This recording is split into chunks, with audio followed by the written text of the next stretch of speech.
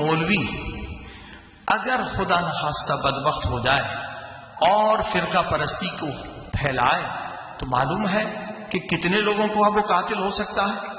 وہ ہزاروں انسانوں کا قاتل بھی ہو سکتا ہے. یعنی ڈاکٹر تو صرف انسان کو مارے گا، مولوی اگر بدبخت ہو جائے تو ان کی جان کو بھی مارے گا، ان کے ایمان کو بھی مارے گا.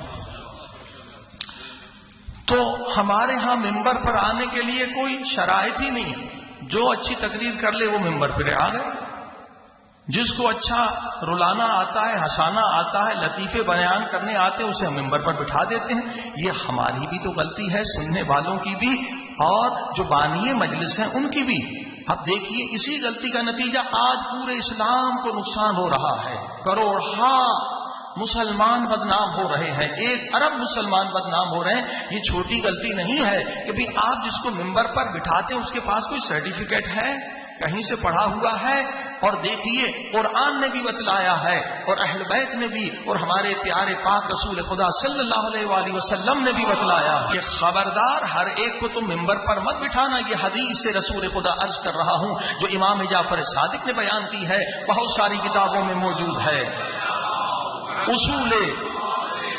اصول کافی کے اندر یہ حدیث امام بیان کرتے ہیں کہ دیکھو ہر ایک کو ممبر پر مت بٹھانا.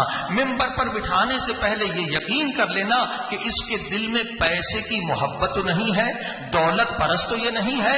امام فرماتے ہیں اگر تم نے کسی دولت پرست سے دین سیکھنا شروع کر دیا تو وہ تمہیں دیندار نہیں بنائے گا، بے دین بنا دے گا. آج یہی ہو رہا ہے کہ کون ممبر پر آ رہے ہیں جو کہتے ہیں ہم 10 لاکھ لیں گے، 20 لاکھ لیں گے، پھر 10 مجلسیں پڑھیں گے یا پھر تقریر کریں گے. یعنی یہ دولت پرست ہیں، سب کو پتا ہے، مگر انہی کو بٹھایا جاتا ہے. کیوں؟ اس لیے کہ جی مجمع زیادہ آئے گا. کیونکہ یہ جب 10 لاکھ کماتے ہیں تو بالکل جیسے جلسہ سیاسی ہوتا ہے، انجمنوں کو پیسے دیتے ہیں، نعرے والوں کو پیسے دیتے ہیں، ایجنٹوں کو، پورا ایک بزنس ہے ان کا. تو ایسا سما ہوتا ہے کہ بالکل جیسے سیاسی جلسہ ہو، لطیفے ہو رہے ہیں، دوسروں کی اہانت ہو رہی ہے، دوسرے رہبروں کی اوپر طنز ہو رہی ہے، کہے ہو رہے ہیں. ایک عجیب سما ہوتا ہے. اور دوسرے فرقے والا اگر آیا تو نفرت کے سوا کچھ لے کر نہیں جائے گا. لہٰذا عزیزان گرامی ہمیں سوچنا چاہیے کہ کون ممبر پر آئے، یہ سب کی ذمہ داری ہے.